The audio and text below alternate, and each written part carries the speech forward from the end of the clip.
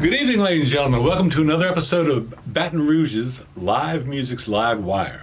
Appreciate you coming by, and I got to tell you, today, very special day for me indeed. I have a guest tonight who I've known since I got involved in the music business back in 1976. He's in from California. He's a sort of a transplant Cajun because we claim him here. Ladies and gentlemen, the king of the rock and blues himself, Mr. Gregg Wright. Greg, welcome. Welcome to, Good to be here. Live Music. And a couple things I'd like to kind of get started. I want everybody to be aware that you're touring around. You've got albums out there. Everyone should own these albums because truly they're tremendous. And you can go to GreggWright.com, if I'm not mistaken. That's the website. HTTPS GreggWright.com. Greg with two G's. Two G's. That's right. That means great and great again. Okay? Little background. When I first was graduating from college, I got to meet Greg. He had come into town. He had been in Florida. I think at that time was Right. Red Hot Chicken. Was that right? Right. And it came to town with a band called Light Years. And truly they were light years beyond anyone around here at the time. And at a free concert at the Greek Theater at LSU, which is where they always held these kind of concerts, he electrified the audience and has been electrifying audiences ever since. You know, he came in, had, of course, to do the obligatory cover band thing, but now he's out doing his own thing, and tremendous, all over the place. So, Greg, tell us a little bit about where y'all are playing these days. We just played last night at a new venue in Lafayette called Showbox. Okay. And it's going to be a really big deal. Rockin' venue. Well, you know, Yes. Lafayette, ironically, for being a smaller town to the west of here, has so much going on. It's pretty amazing, and they are definitely music lovers over there. We played a place over there, another new place, back in August Uh-huh. called The Ruins. Okay. And again, tremendous sound system, tremendous lighting, tremendous stage, tremendous audience. Well, those Cajuns love their Gregg Wright for sure. Well, we love them right back. So, Well, now you're living out in Los Angeles right now. right. You've been out there for a number of years. And I've been out there since the 80s. Okay. Now, among the things that you have done, I mean, you've had your own band out there for years. I do remember when you first moved out to LA, you'd be coming back to town from time to time playing Papa Joe's, you know, which is a defunct club now, but it was one of the rocking places here in town and back in those days. Absolutely. And of course, there was the Kingfish, Kingfish. the J Club. J Club. I was sorry, the other night you almost got electrocuted. That was No, I got electrocuted. You got electrocuted, okay. For sure. I just didn't die. That's Yeah, all. okay. Well, lucky for all of us, I will tell you that. Now, you're touring with a particular band right now, or are you just doing your thing on your own and picking up players on the? Well, there's a group of guys down here that I play with regularly, Okay. and we've been doing it for a couple of years. You know, these days it's just so hard to carry a band. Yeah.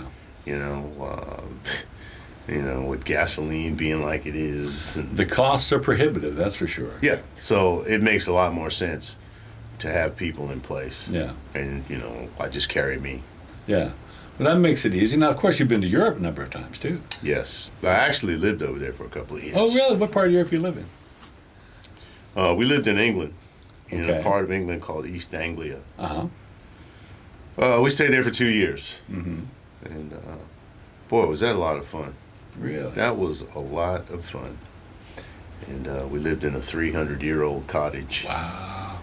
Out in the country. Yeah. It's nice. I was able to let my daughter run loose and free. Yeah, but that's cool. She got exposed to that growing up. Yes. What a marvelous thing to have. So that's a wonderful thing. So how old's your daughter now? She's 29. Wow. Yeah. Boy, time does fly by. Man, does it ever. Yeah. Does it ever. And Yeah. she's on tour herself. Yeah, because she was singing, as I remember. She Yeah. played at the Apollo.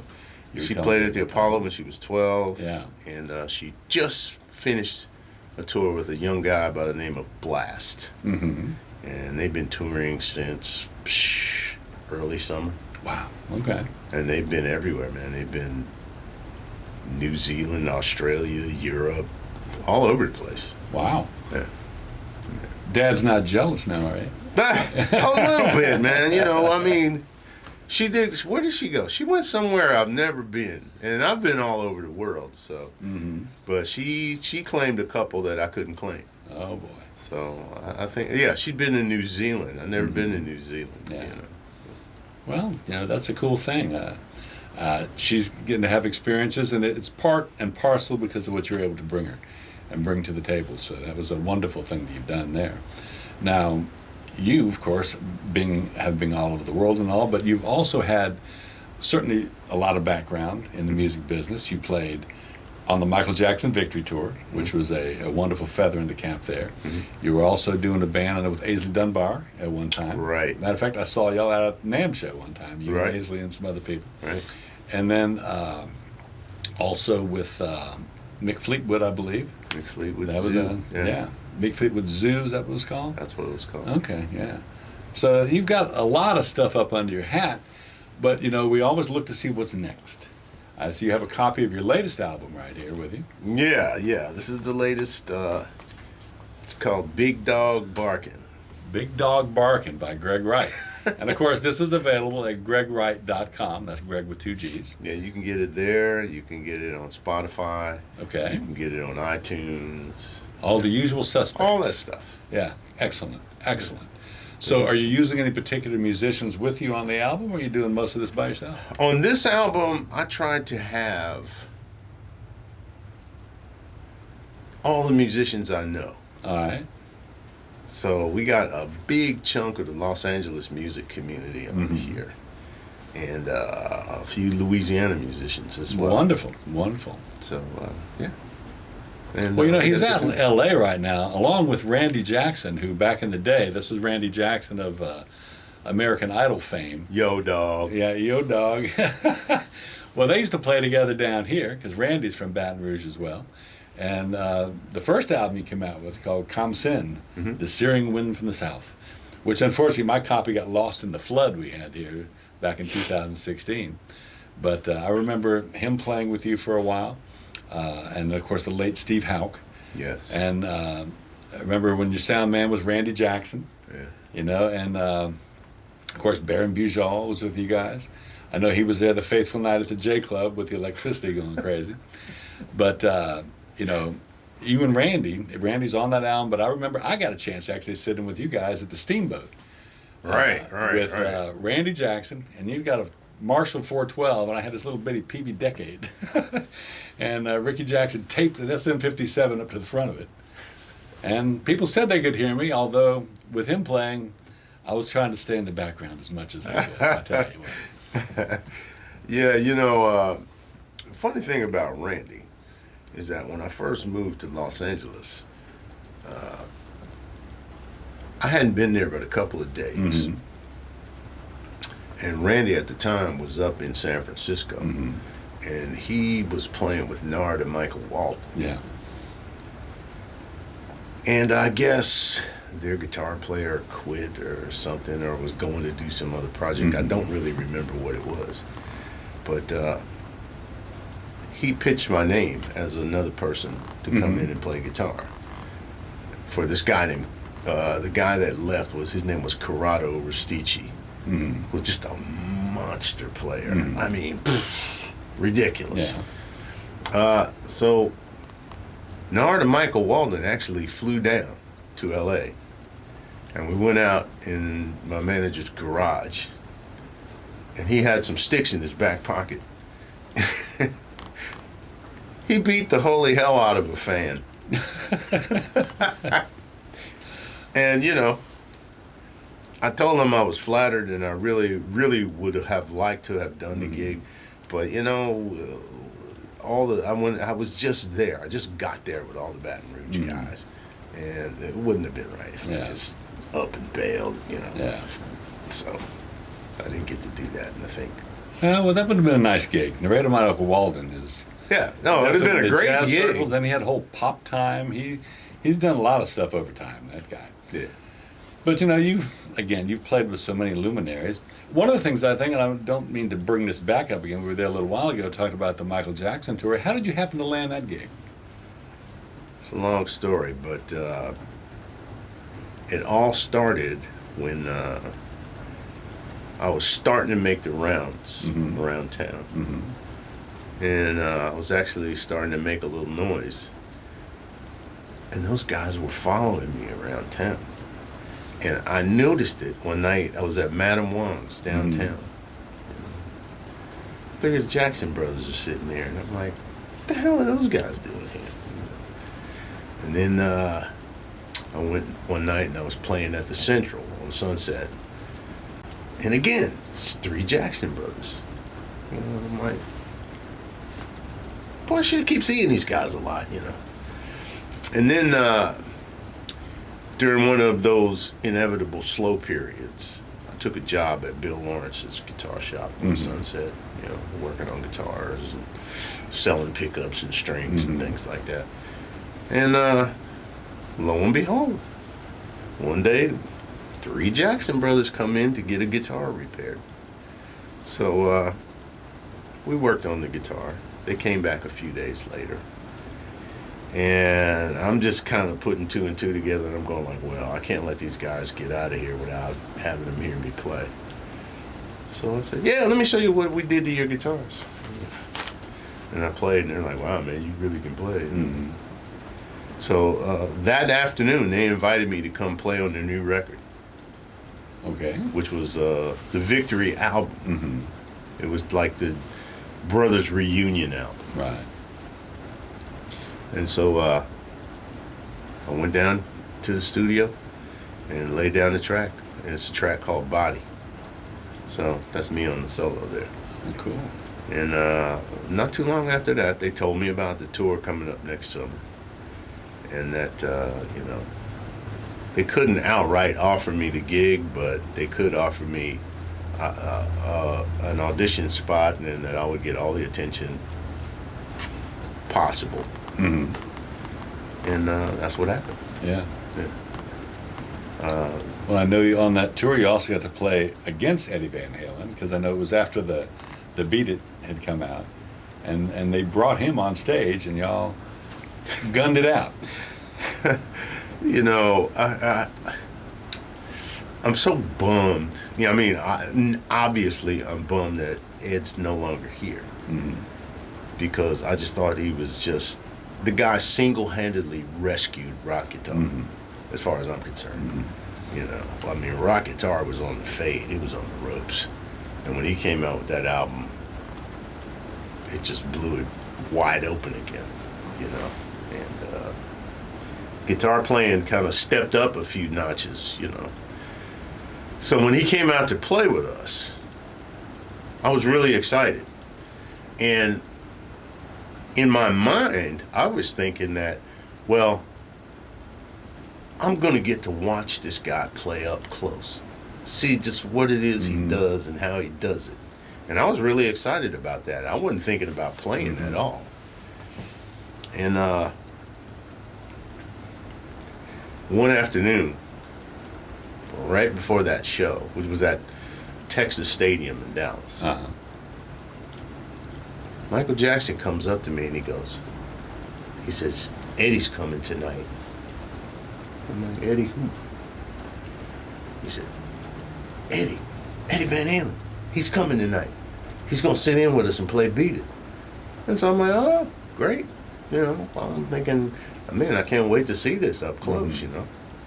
And he says, and then he turns around and looks at me real serious, and he goes, and I want you to go crazy. I'm like, what do you mean? I want you to do all that stuff you know how to do. You know, I want you to play it with your teeth. I want you to throw it behind your back. I want you to do all that stuff that you do. And I'm like, you know, okay, all right, whatever, you know. You're the guy writing the checks. Yeah. So I know what he was thinking. He was thinking, I'm going to have these two atomic bomb guitarists on stage, and the fans are going to just get a real treat. They're going to love this. But it didn't come off that way. What it came off like, I realized much later, is that it came off like I was trying to upstage Eddie Van Halen, and it's like you can't really do that. You know, you can play and you can, you know, you can shine, but you're not going to upstage this guy. You know. And I think it came off like I was trying to upstage him. He didn't even know that Michael was saying, like, you know, I want to have this back and forth. Yeah. You know, so. And every time I saw him after that, he was always kind of standoffish, you know. And I never understood why, but one day it hit me. Oh, you know, it came off like that, did it? Okay, I get it now. You know. And I always told myself if I ran into him again, I would explain the situation. You know, but I never got a chance to. Well, you know, somehow or another, I think he may have known anyway, because that's the nature of that level of entertainment. And Michael Jackson, you're in his touring band. Here comes Eddie. He wants the fireworks because that's the way his showmanship was. Yes. Yeah. Well, now that we can leave that particular subject, we can talk about something else that not many guitar players get to have, is a guitar manufactured and their name put on it. You have a guitar in your name. Mm-hmm. Tell us a little bit about that. Well, I got to know this fellow over in England by the name of Trev Wilkinson, who's world-renowned for his bridges and his tremolo systems and his pickups and all this kind of thing. And we became pretty good friends. And I always thought there was a little bit of the mad genius in Trev, because he was one of these guys that would be walking around and he'd go, "Oh yeah, how you doing? You know, these are my new radioactive knobs that operate through telepathy." I mean, he's one of them guys, you know. Okay. And one day we were in Edinburgh, in Scotland, having lunch, and he just says to me, he says, just comes right out. He says, "You know, I want to build a guitar for you." He says, "Can you think of anything that, you know, your ideal guitar?" And I gave him this great big sob story about the Charvel, the kamikaze Japanese flag Charvel that I'd had, and how much I regretted giving it to the Hard Rock Cafe. So he says, "You know, I was in on the graphic pattern of that." And I said, "No." He says, "Yeah, I still have the template." Wow. He says, "I could tell you what the dimensions of the neck were." And he told me right there. Yeah. Right? And I said, "Yeah, that's it." And he said, "Well," he says, "you know, do you want to update it? Anything that you think you'd like different from what you had back in the day?" And I said, "Well, I think in some instances the humbuckers get a little muddy." I said, "What about a P90 instead?" And he said, "Yeah." He says, "I can even go one further." He says, "I can make a P90 that if you dial it back, it turns like a Telecaster." Wow. Yes. That's hot and searing. So I said, "Yeah, let's do it." I said, "I don't want a Floyd Rose." He says, "Well, he has this system designed where he doesn't use string trees. And the strings don't get caught up. And it works. It works." So he designed me 3 of them. And he said, "Well, we'll call it the Gregg Wright GRW. GWR, that's what it is. The GWR for, you know, G Wright." And then he did a copy of my signature and stuck it on the back of the neck. Cool. And it plays even better than the original Charvel. Really? Really? Yeah. Well, Trevor Wilkinson is, with his radioactive knobs, seems to be a pretty heavy cat. Are these guitars available for people to purchase? Yeah. You can go to, there's Vintage Guitar out of Fort Worth, Texas. Okay. Or you can go online to JWS. That's what it's called, JWS. And they make them. they manufacture them over in the UK. Yeah. Wow. But I mean, not only that guitar, they got so many nice Oh, guitars that they manufacture. These hot rod guitars that. No, but today we're only interested in the Gregg Wright model for everyone's attention. Now you mentioned a moment ago the Charvel, which is at the Hard Rock Cafe now. Yeah. Yeah. Backstory there for our viewers. Yeah. After the Victory tour, Norman Harris of Norman's Rare Guitars, he approached me about it. He said, "You got any pictures of that guitar you were playing?" I said, "Yeah, I got some pictures." I just gave it to him, figuring he was just going to hang the pictures in the shop or something. And he says, "You know, the Hard Rock is paying X amount of dollars for like things like this." And I said, "Yeah, well, how much?" When he said it, I just, I wasn't so much interested in the money as I was my little piece of rock and roll immortality. This is another one of those shaking hands with the devil moments, because I really believe a guitar doesn't need to be on the wall; it needs to be in your hands. Okay. Right. There's a little bit of the heart there, but then again, the devil weaves his spell when you go to that crossroads.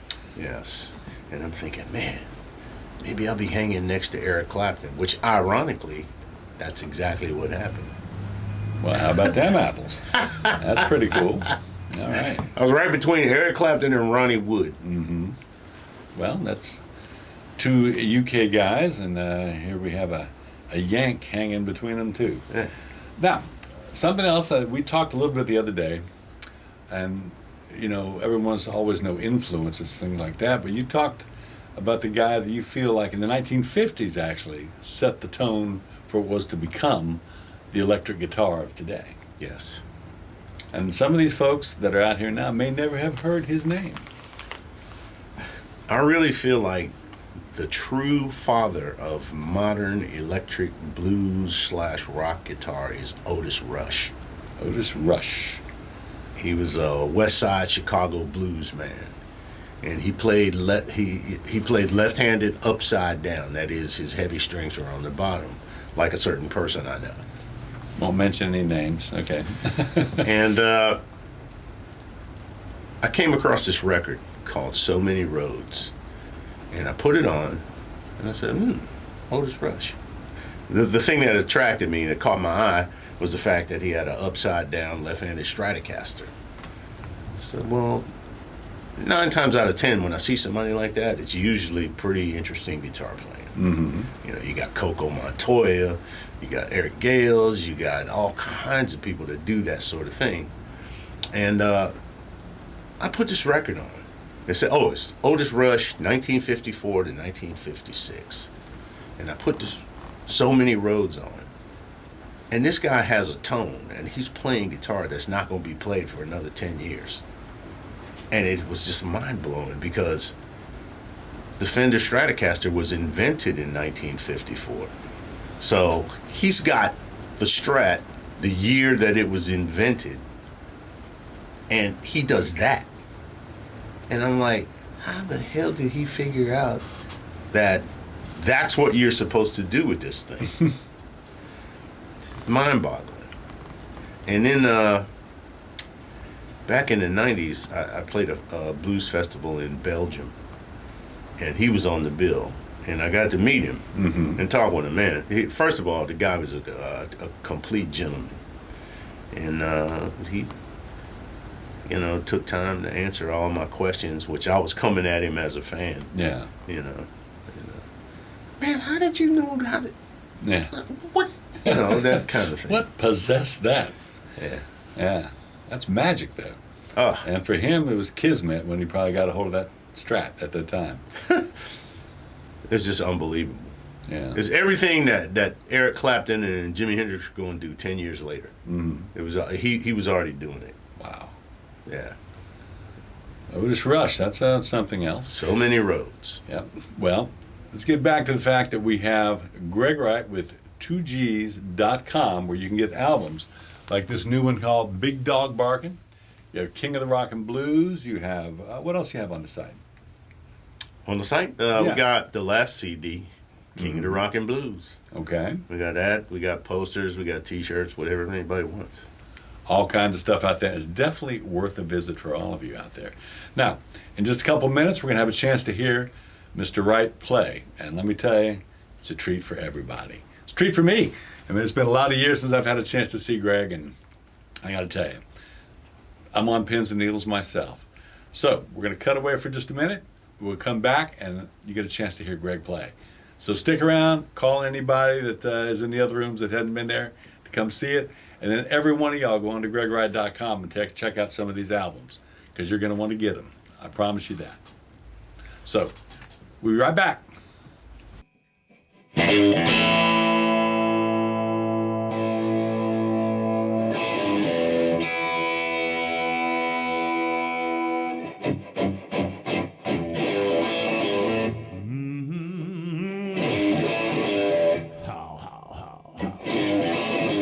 So there you sit, all by yourself. You say your old time love put you on the shelf. Well, let me tell you, baby, that boy's a fool. There ain't nothing in the world I wouldn't do for you. That's right, baby.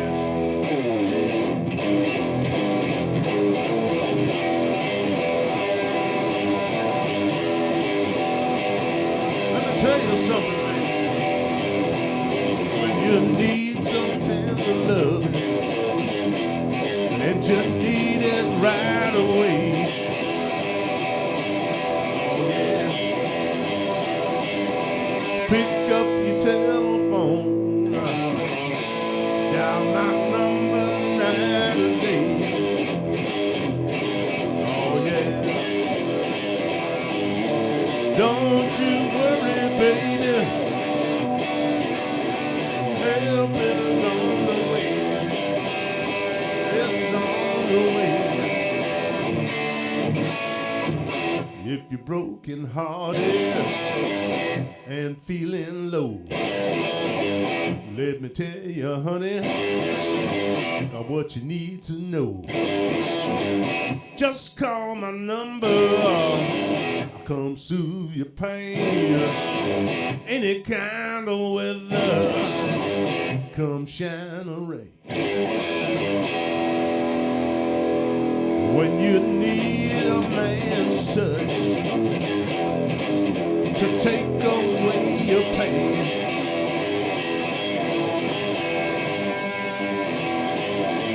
dial my number, baby, any time of day. I'll be right there, baby. Don't you worry, baby, help is on the way. It's on the way.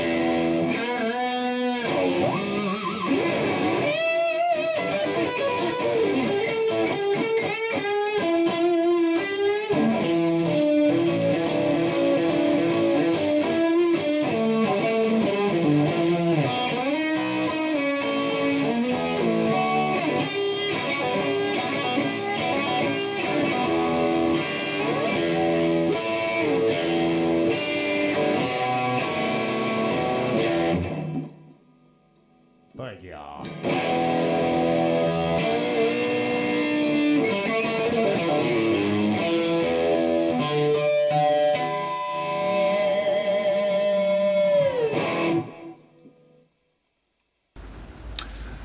That was fantastic, Gregg. And I tell you, for everyone who had a chance to see it, please make I know you're going to want to make a trip to GreggWright.com. That's Greg with 2 G's. Lots of albums out there to get, some merch. And keep your eyes open for around the country when he comes your way, because you're definitely going to want to see his show. And please, this is my favor to you, is every one of y'all, please go down and subscribe to Baton Rouge's live music on YouTube. That's Baton Rouge's with apostrophe S. We certainly could use your help getting subscriptions, and we'd like y'all to comment on all the content you get to hear. And I tell you what, we look forward to having you back. We want to have more content like the stuff you got tonight with Gregg Wright. This was definitely a treat for everybody and a treat for me. So we're going to see you guys next time. Thank you very much.